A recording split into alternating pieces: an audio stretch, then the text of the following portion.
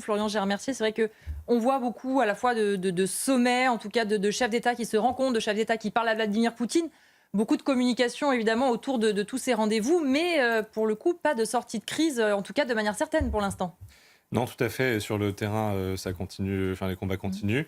Et en fait, ce qui se joue ici, vraiment, c'est un peu la patience de Donald Trump et jusqu'où il va être prêt à aller pour faire acte de la force, puisque une des forces de Donald Trump, c'est premièrement bon, l'armée américaine évidemment, mais aussi son imprévisibilité et le fait qu'il soit capable d'aller bien plus loin potentiellement qu'un Joe Biden pouvait y aller. On se souvient aussi de Barack Obama qui n'avait pas respecté ses propres lignes rouges en Syrie. Donc là, on est vraiment sur cet aspect-là.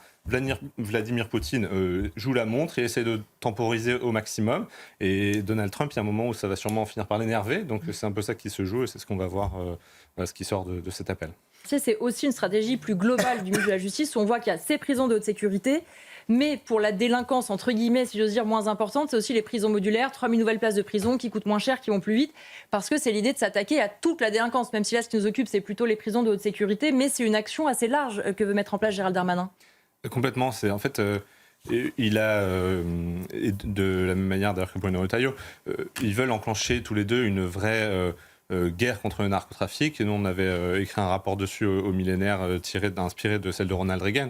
En fait, il faut taper à tous les niveaux. Donc, il faut déjà beaucoup plus réprimer le consommateur, faire un changement culturel sur le fait que quand on consomme, on a du sang sur les mains, c'est des peines courtes et la justice des mineurs pour que quand quand des mineurs rentrent dans la drogue, dans le deal, ça soit arrêté tout de suite.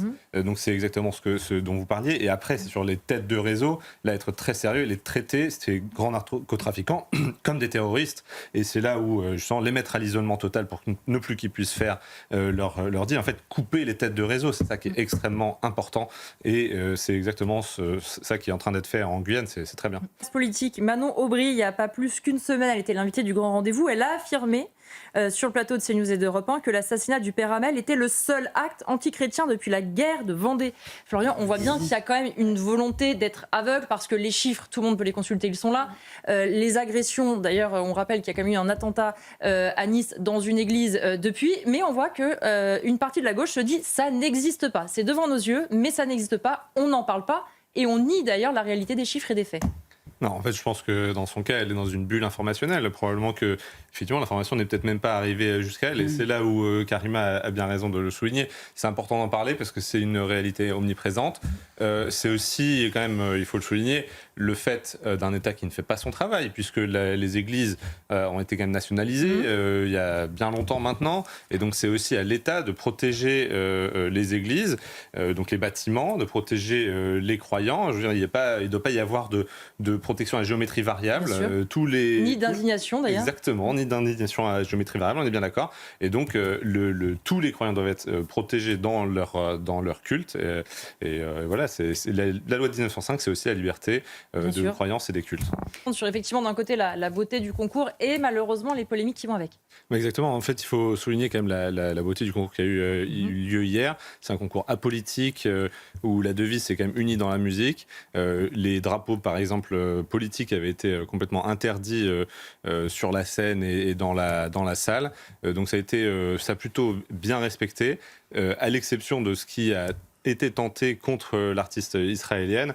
Et en fait, il faut peut-être rappeler aussi que pendant la présentation des artistes, au moment du tapis rouge, il y avait eu certains qui avaient fait des gestes d'égorgement, par exemple, au moment du passage de la délégation israélienne. Et en fait, c'est toutes ces attaques et cette volonté d'une certaine gauche et de militants de salir le concours et de salir la présence d'une artiste dans ce concours de chansons qui a pu aussi apporter une certaine sympathie par effet Streisand à cette candidate qui avait une très belle chanson au demeurant. Et donc vraiment, en tout cas, un beau concours, mais encore une fois, sali par toujours les mêmes, une certaine gauche qu'on connaît tous. Si, parce qu'effectivement, ce qu'on voit, c'est que si on manque, comme le disait Frédéric Looz, à la fois de courage politique et que l'État, notre droit, ne change pas, mettre l'armée ne change rien. Quand on voit qu'aujourd'hui, on n'arrive pas déjà à protéger les policiers, ils ne peuvent pas aller au contact, par exemple, quand il y a des rodéos urbains ou des rodéos urbains, parce qu'il ne faut pas risquer un accident. Alors, on est très loin de l'idée de se dire que quelqu'un pourra assumer l'armée dans les quartiers, quels que soient les dégâts que ça pourrait causer. Mais c'est exactement ça, en fait. C'est toute la question et la doctrine d'usage de la force. Et aujourd'hui, comme ça a bien été dit, en fait, les policiers, il il faudrait quelque part lâcher la bride de d'un non-soutien total de la part de la justice aux policiers. Il faut quand même rappeler que dans le cas, par exemple, des refus d'obtempérer, où les policiers sont quand même bien souvent pris pour cible et en danger, et les motos et tout, c'est une arme par destination qui est là aussi pour tuer les policiers.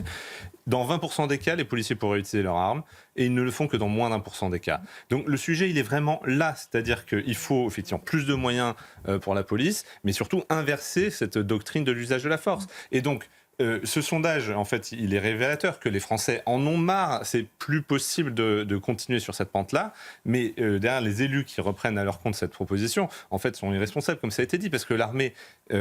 est-ce que si on ne leur donne pas ordre de pouvoir tirer si jamais ils sont attaqués, comme c'était le cas à Drancy il y a quelques jours, qu'est-ce qu'ils vont faire? Ils ne pourront rien faire de plus. Donc tout est dans cette doctrine d'usage de la force.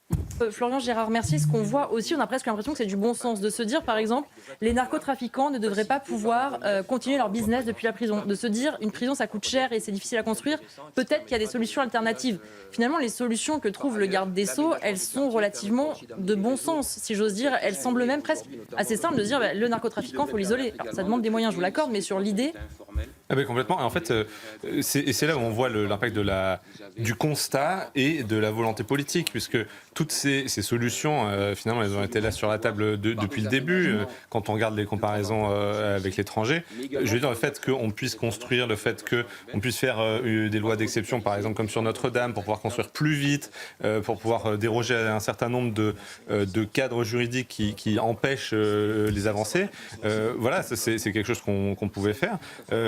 Et donc c'est là où la volonté politique de dire ok, on va le faire malgré les recours et parce qu'il y en a besoin, le fait de dire qu'on va mener cette guerre au narcotrafic et d'avoir identifié ça comme un mal profond et existentiel pour notre pays, ça fait un moment qu'on le commente, on commence à voir justement ici les implications pratiques et donc ça permet d'avoir effectivement un peu d'espoir et je pense que notamment le fait que ce soit en Guyane, ça devrait être particulièrement dissuasif pour toutes ces têtes pensantes.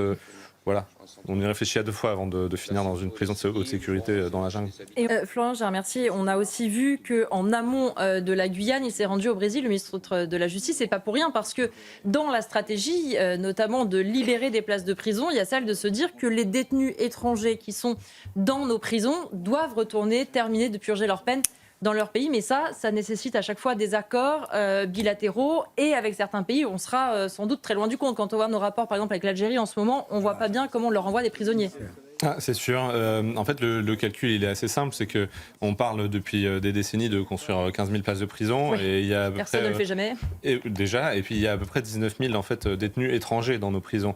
Déjà, les détenus européens, il y en a 3 000. En fait, il y a des accords au niveau européen, on pourrait les remettre dans chacun de leurs pays. Et puis pour les autres, c'est là où c'est un peu au cas par cas, mais ce serait tout à fait logique, effectivement, qu'ils aillent purger leur peine dans leur pays d'origine.